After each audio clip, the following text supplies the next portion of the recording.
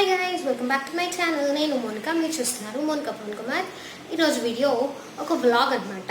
నాకు ఈరోజే ఎందుకు వ్లాగ్ చేస్తున్నానంటే ఈరోజు కృష్ణాష్టమి. నాకు చాలా ఇష్టమైన ఫెస్టివల్ ఇది. చాలా బాగా చేసుకున్నాను ఫెస్టివల్ని. అందుకనేసి నేను మీతో వ్లాగ్ షేర్ చేయాలనుకున్నాను. జనరల్లీ కృష్ణాష్టమి ఎప్పుడు కన్ఫ్యూజన్లోనే ఉంటుంది. ఈరోజు వస్తుందా రేపు వస్తుందా అని చాలా వరకు 2 days సెలబ్రేట్ చేసుకుంటారు. నేను అందుకని అష్టమి ఉన్న టైంలో ఈవినింగ్లో సెలబ్రేట్ చేసుకుంటాను ఫెస్టివల్ని. అందుకని ఇప్పుడు ఈవినింగ్ స్టార్ట్ చేస్తున్నాను. ఇప్పుడు టైం యాక్చువల్గా 5:20 అయిందనమాట. నేను కొన్ని అరేంజ్మెంట్స్ చేసుకున్నాను వంటలకి. అండ్ మార్నింగ్ చేసే పూజ మార్నింగ్ చేసేసాను, చూడొచ్చు. ఇంకా వెళ్తూ ఉంది. అండ్ ఈరోజు ఫ్రైడే కాబట్టి, శ్రావణ శుక్రవారం కాబట్టి ఈరోజు చేయాల్సిన పూజ ఈరోజు మార్నింగ్ చేసేసాను. అండ్ ఇప్పుడు కృష్ణుని మాత్రం తీసుకొచ్చి ఇక్కడ పెట్టి కృష్ణుని డెకరేట్ చేసి కృష్ణుడి కోసం చేసే పూజ చేస్తాను అనమాట. అండ్ మీకు కనుక వీడియో నచ్చినట్టయితే వీడియోని ఎండ్ వరకు చూడండి. అండ్ నా ఛానల్ కనుక మీకు నచ్చినట్టయితే లైక్ షేర్ అండ్ సబ్స్క్రైబ్ చేయండి. అలాగే పక్కన బెల్ ఐకాన్ కూడా ప్రెస్ చేస్తే నా వీడియో నోటిఫికేషన్స్ మీకు వస్తాయి. సో నేను ఎప్పుడు వీడియో చేస్తాను, మీరు మిస్ అవ్వకుండా ఉంటారు. సో పూజకు చేయాల్సిన అరేంజ్మెంట్స్లో ఫస్ట్ వంట చేద్దాం. నేను మీకు ఇప్పుడు నా వంట ఏం చేస్తానో చూపిస్తాను. నేను వంట కోసం కొన్ని అరేంజ్మెంట్స్ చేసి పెట్టుకున్నాను. అవి అనమాట. ఇది ఖీర్ కోసం రైస్ నానబెట్టాను. అండ్ ఇది పోహ అటుకులు. దీంతో నేను పులిహోర చేయాలనుకున్నాను. అండ్ కొంచెం పాయసం కూడా చేయాలనుకున్నాను. దాని తర్వాత ఇది పూరీ కోసం అనమాట. పూరీ ఖీర్ మంచి కాంబినేషన్. యాక్చువల్లీ దేవుడికి పెడతారు. నార్త్ ఇండియాలో ఈ వంటలు ఎక్కువ చేస్తారు. అండ్ అదనమాట నేను చేసుకున్న అరేంజ్మెంట్. సో ఇప్పుడు వంట స్టార్ట్ చేద్దాం. ఫస్ట్లీ ఈ ఖీర్ కోసం రైస్ బాయిల్ చేసుకుంటాను.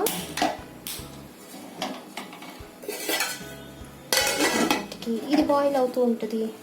అండ్ ఇప్పుడు ఒక కడాయి తీసుకుని అందులో కొంచెం ఆయిల్ పోసుకున్నాను. ఇది అటుకులు పులిహోర చేయడం కోసం అనమాట.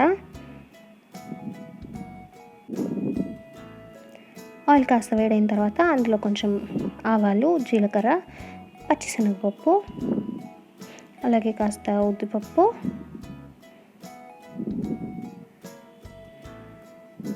కొంచెం కరివేపాకు, పచ్చిమిర్చి,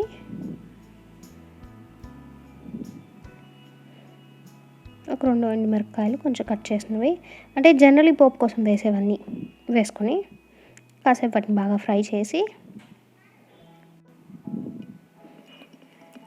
ఇప్పుడు అందులో సాల్ట్ వేస్తున్నాను. జనరల్లీ నాకు కుకింగ్ వీడియోస్ చేయడం అలవాట్లేదు కాబట్టి నేను చెప్పే కమెంటరీ కొంచెం డిఫరెంట్గా అనిపించవచ్చు. Please don't mind. అండ్ అందులో కొంచెం శనగగింజలు వేసుకొని అది కాసేపు ఫ్రై అయ్యాక చింతపండు పులుసు పోసుకున్నాను. చింతపండు గుజ్జు కాస్త. ఇప్పుడు మీన్వైల్ పక్కన రైస్ బాయిల్ అయింది కదా ఖీర్ చేయడం కోసం, దీనిలో కొంచెం పాలు పోస్తున్నాను. రైస్ వాటర్లో బాయిల్ అయిన తర్వాత ఇలా కాసేపు పాల్లో కూడా బాయిల్ అయ్యే వరకు వదిలేయాలి. అండ్ రైస్ ఎంత బాయిల్ అయిందో చూసాను నేను. ఇంకా కాసేపు బాయిల్ అవ్వాలి. అండ్ ఇక్కడ పులిహోరలో మొత్తం అయిపోయింది కాబట్టి నానబెట్టిన అటుకులు తీసుకొని నాకు ఎంత పులిహోర కావాలో అంత వేస్తున్నాను.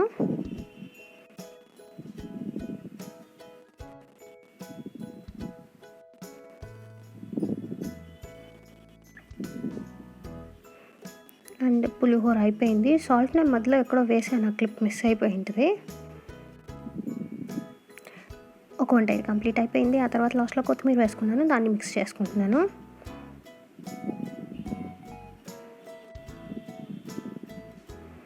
ఆ తర్వాత పాయసం చూద్దాం.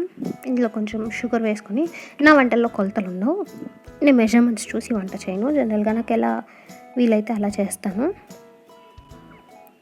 ఈ షుగర్ బాయిల్ అయిన తర్వాత ఇంకా కాస్త వాటర్గా ఉంటుంది, అదంతా బాయిల్ అయ్యే వరకు వదిలేయాలి. ఆ తర్వాత ఒక కడాయిలో కొంచెం పాలు తీసుకున్నాను. ఆ పాలల్లో అటుకులు వేసాను. ఇది అటుకుల పాయసం కోసం అనమాట. అందులో కొంచెం బెల్లం వేసాను. అలా బెల్లం కరిగే వరకు దాన్ని మిక్స్ చేసుకోవాలి. ఇక్కడ నేను ఏదో మిస్టేక్ చేశాను. యాక్చువల్గా ఏమైందని నేను మీకు తర్వాత చూపిస్తాను. ఈ రైస్ ఖీర్ అయిపోయింది. ఇందులో కొంచెం లవంగాలు వేసాను, అదొక ఫ్లేవర్ కోసం. కర్ణాటకలో వేస్తారు, చాలా బాగుంటుంది. ఇప్పుడు కొంచెం నెయ్యి తీసుకొని అందులో నానబెట్టి చిన్న చిన్న పీసెస్గా కట్ చేసిన బాదం పప్పు వేసుకున్నాను. ఇది ఖీర్ కోసం అనమాట. ఇందులో నేను జీడిపప్పు, ద్రాక్ష ఏవి వేయను, బాదం పప్పు మాత్రమే వేస్తాను. ఈ ఖీర్కి బాదం పప్పు చాలా బాగుంటుంది. కాసేపు గోల్డెన్ బ్రౌన్ వరకు ఫ్రై చేసి ఆ తర్వాత కొంచెం ఇలాచీ వేసి ఈ బాదం పప్పు కూడా అందులో యాడ్ చేశాను, ప్లస్ ఆ ఘీ కూడా.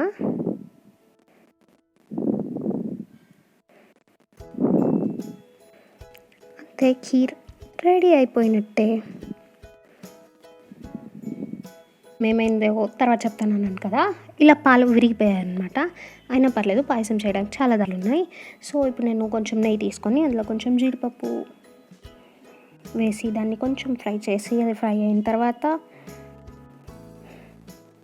ఇంకొంచెం ద్రాక్ష వేసి మొత్తం ఫ్రై చేసి తీసుకెళ్ళి కొంచెం అటుకులు నానబెట్టి అందులో వేసాను. ఇప్పుడు ఇందులో కొంచెం మరిగించిన పాలు పోసి కొంచెం షుగర్ వేస్తాను. దాన్ని మిక్స్ చేసినా అది పాయసమే అవుతుంది. యాక్చువల్లీ కాన్సెప్ట్ ఇక్కడ అటుకులతో పాయసం, కృష్ణుడికి అటుకులు అంటే ఇష్టం కాబట్టి. లాస్ట్ ఐటమ్ అనమాట, పూరి. నేను ఆల్రెడీ రుద్దేశాను, 4 పూరీలే చేశాను నైవేద్యం మాత్రం పెట్టడానికి. ఆ పూరీలను ఇప్పుడు ఫ్రై చేస్తున్నాను. ఇలా ఆయిల్ వేసుకొని అలా అంటూ ఉంటే పూరి ఉప్పుతుంది.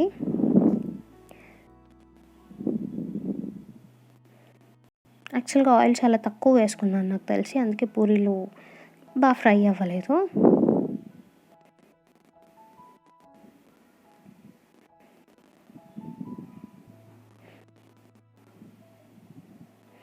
ఇలాగే నేను పూరీలన్నీ కూడా కాల్చేసుకున్నాను అనమాట.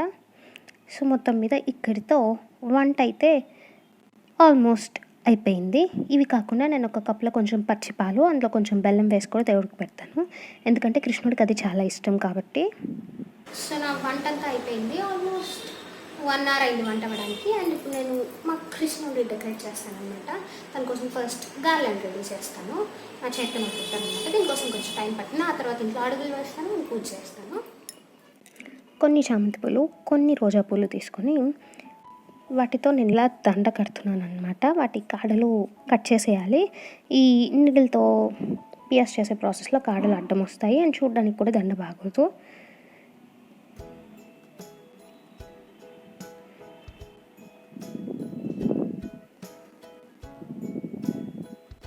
నేను ఇది యాక్చువల్లీ కృష్ణుడి మెజర్మెంట్ తీసుకొని ఎంత ఉన్నాడో అంతవరకు సరిపోయేలాగా చేసుకున్నాను.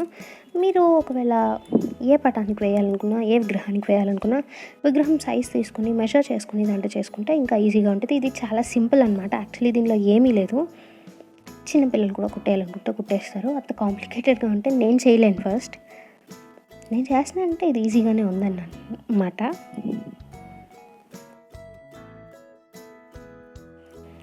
అలా ఒక 15 minutes కుట్టిన తర్వాత ఇలాంటి దండ రెడీ అయిందనమాట. నాకైతే అది చాలా క్యూట్గా అనిపించింది, చాలా నచ్చింది. అండ్ ఇప్పుడు నేను అడుగులు వేస్తున్నాను. నేను ఈ అడుగులు వేయడానికి స్పెషల్గా ఏ పిండి తీసుకోలేదు, ఇంట్లో దోశ పిండి ఉండేది కదా ఫ్రిడ్జ్లో, అదే తీసుకున్నాను. దానిలో నా చేతుల్ని ఇలా ముంచి అలా నా చేతులను డిజైన్ చేసేస్తున్నాను. అలా చేస్తూ పోతే చాలా ఈజీగా ఎవరైనా చేసేయచ్చు. అండ్ నెక్స్ట్ ఇయర్ ఈ టైంకి మా బేబీకి 9 months or 8 months ఉంటాయి. ఈసారి మాత్రం మా బేబీతోనే వేయించాలి అడుగులు అనుకుంటున్నాను.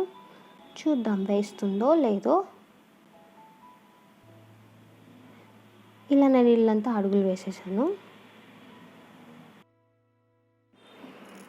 ఫైనలీ మా అడుగుల్ని ఇంకా కొంచెం డెకరేట్ చేసిన తర్వాత అవి ఇలా ఉన్నాయన్నమాట. ఇది చీకట్లో తీసిన వీడియో, అంటే లైటింగ్లో ఇవి బాగా కనిపిస్తాయని. ఇంకో క్లిప్ కూడా నేను తర్వాత చూపిస్తాను. అండ్ ఇది మా హాల్, ఇవి మా అడుగులు. ఇలా అడుగులు వేసుకుంటూ వెళ్తే లాస్ట్లో ఇలా కృష్ణుడు కనిపిస్తాడనమాట. అండ్ ఇవి నేను చేసిన ప్రసాదాలు, పళ్ళు, దీపం, నేను చేసిన గార్లాండ్ అండ్ మా కృష్ణుడు. కృష్ణుడు ఎలా ఉన్నాడని మాత్రం కామెంట్స్లో చెప్పడం మర్చిపోకండి.